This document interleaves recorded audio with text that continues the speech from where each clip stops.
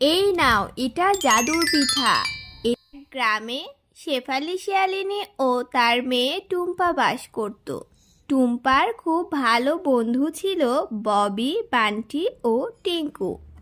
একদিন টুম্পা সবার সাথে খেলতে খেলতে হঠাৎ বলে উঠল, ববি, টিঙ্কু, বান্টি, তোরা থাক রে, আমি আজ আর খেলতে পারছি না। আমার খুব খিদে পেয়েছে, সকাল থেকে কিছু খাওয়া হয়নি। মা বাঘিনী কাকিমার বাড়িতে কাজ করতে গেছে, বাড়িতে কিছু রান্না করেও রেখে যায়নি। মনে হয় এতক্ষণ ফিরে এসেছে। আমি যাই, একটু খেয়ে আসি, আর হয়তো আসবো না। এখন শীত পড়েছে তো, আমার শীতের পোশাকও নেই, খুব শীত করছে। তোরা খেল, আর না হলে তোরাও চলে যা। টুম্পা, তোর খিদে পেয়েছে? তুই আমাদের বাড়িতে চল। আমার মা না খুব মজার মজার পিঠে বানাচ্ছে আজকে। চল, তোকে নিয়ে যাই, তাহলে তুইও খেতে পারবি মজার মজার পিঠে। শীতকালে মজার মজার পিঠে খেতে আমার খুব ভালো লাগে। তাই টুম্পা, তোদের বাড়িতে সুন্দর মজার মজার পিঠে বানাচ্ছে কাকিমা। চল তাহলে যাই। কাকিমা আবার কিছু বলবে না তো রে? আরে না না, কিছু বলবে না।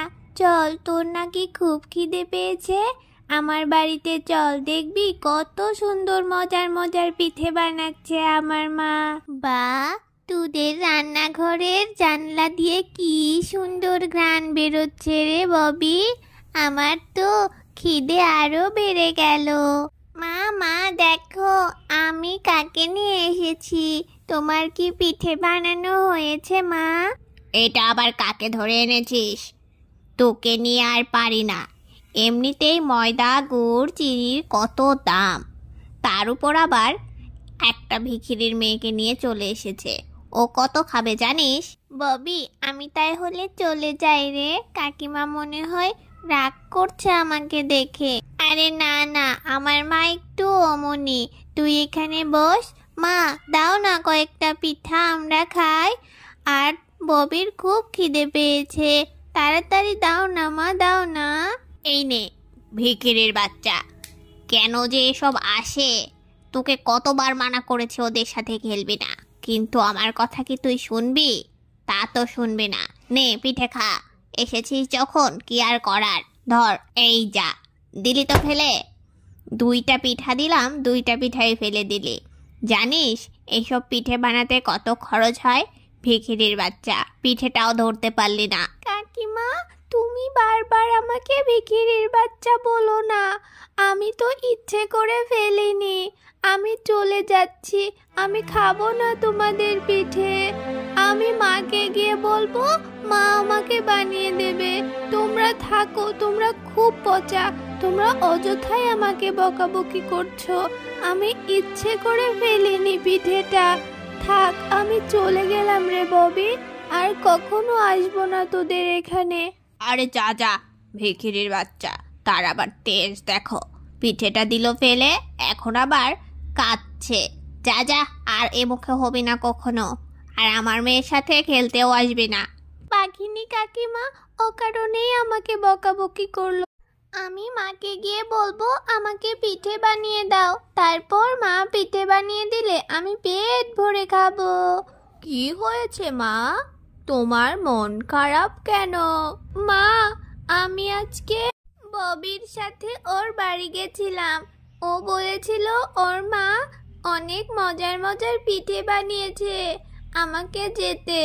কিন্তু ওর মা আমাকে খুব বকাবকি করেছে, আমাকে ভিখিরির বাচ্চা বলে বকাও দিয়েছে। আমার হাত থেকে দুটো পিঠে পড়ে গেছিল বলে আমার সাথে খুব বাজে ব্যবহার করেছে মা। আমার খুব পিঠে খেতে ইচ্ছে করছে, আমাকে একটু পিঠে বানিয়ে দাও না মা, দাও না। পিঠে বানাতে তো অনেক খরচ হবে মা, আমার কাছে তো অত টাকা নেই। আচ্ছা, আমি যে বাড়িতে কাজ করি ওখানে গিয়ে দেখি, যদি কটা টাকা পাই তোমার জন্য পিঠে বানিয়ে দেবো মা, মন খারাপ করো না। আমি এক্ষুনি যাচ্ছি আর এক্ষুনি চলে আসবো। তুমি চুপ করে এখানেই থেকো, কোথাও যেও না। বাঘিনী ম্যাডাম, বাঘিনী ম্যাডাম, আমার মেয়েটা খুব পিঠে খেতে চাইছে, আমাকে আমার বেতন থেকে 100টা টাকা অগ্রিম দাও না প্লিজ। কি বলছিস এসব? প্রতিদিন অগ্রিম টাকা চাইলেই কি পাওয়া যায়? তোদের স্যার বাসায় নেই, আমার কাছে কোনো টাকা নেই, আমি তোকে আর কোনো টাকা অগ্রিম দিতে পারবো না। এই তো কদিন আগেই অগ্রিম টাকা নিয়ে গেলি, আবারও এসেছিস। তোদের এইসব ধান্দা আর ভালো লাগে না।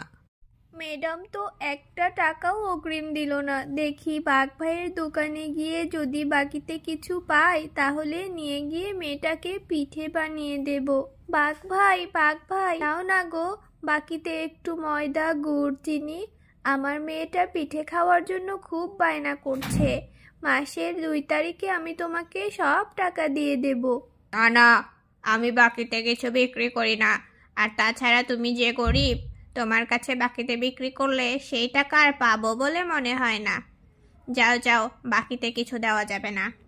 আচ্ছা ঠিক আছে, না দিলে আমার কাছে এই 50টা টাকা আছে, এটা দিয়ে যা হয় তাই দাও। আমার মেয়ের জন্য একটু পিঠে বানিয়ে দিতে পারবো তবুও। আহা, হাসালে। 50 টাকার আর কি হবে? ঠিক আছে, যেহেতু অনুরোধ করছো, পরিচিত মানুষ, এইটুকু নিয়ে যাও, মেয়েকে পিঠে বানিয়ে দাও। মা তুমি এসে গেছো? কি সুন্দর পিঠের সুবাস বেরিয়েছে মা। দাও না, পিঠে হয়েছে? হ্যাঁ মা হয়েছে, এই নে 2টো পিঠে। মা আমি পুকুর পাড়ে গিয়ে বসে বসে পিঠেগুলো খাই, ঠিক আছে? আচ্ছা যা, তাড়াতাড়ি চলে আসিস, দেখিস পুকুরে পড়ে যাস না যেন। টুম্পা যখনই পিঠেতে মজা করে একটা কামড় দিবে, ঠিক তখনই একটা বৃদ্ধ শিয়াল এসে বলল, বাবু তুমি কি খাচ্ছ? আমাকে একটু দাও না, আমার খুব খিদে পেয়েছে। 2 দিন হলে কিছুই খাই না, আমাকে একটু দেবে? হ্যাঁ কেন দেব না, নাও এই 2টো পিঠে খাও, দেখো তোমার পেট ভরে যাবে। 2টোই দিয়ে দেবে, তুমি খাবে না? না না, আমার পেট ভরা আছে, তুমি খাও, আমি দেখি তাহলেই আমার ভালো লাগবে। সাথে সাথে বৃদ্ধ শিয়ালটা একটা সুন্দর পরীতে রূপান্তরিত হলো আর বলল, টুম্পা তুমি খুব ভালো মেয়ে, তোমাকে আমার খুব পছন্দ হয়েছে। তুমি নিজের খাবারটা আমাকে এভাবে দিয়ে দিলে। এই নাও, এটা জাদুর পিঠা, এটা নিয়ে গিয়ে তোমার বাড়ির আঙিনায় লাগিয়ে দাও, দেখবে অনেক পিঠা পাবে এখান থেকে। তোমার আর কখনোই অন্য কারো বাড়িতে যেতে হবে না পিঠে খাওয়ার জন্য। যখন যেই পিঠে খেতে মন চাইবে এখান থেকেই খেতে পারবে। আমি চলি, আচ্ছা? কখনো দরকার হলে আমাকে স্মরণ করো। আসছি, আল্লাহ হাফেজ। মা দেখো, একটা পরী আমাকে পিঠে দিয়েছে আর বলেছে এটা আমার বাড়ির উঠোনে লাগিয়ে দিতে। দেখি তো গাছ হয় কিনা সত্যি সত্যি।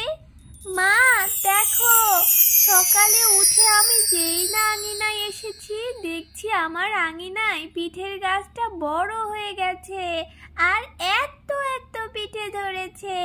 মা আমাদের আর কোনো কষ্ট থাকবে না, আমরা এখন থেকে অনেক পিঠে খেতে পারবো আর পিঠে বিক্রিও করতে পারবো।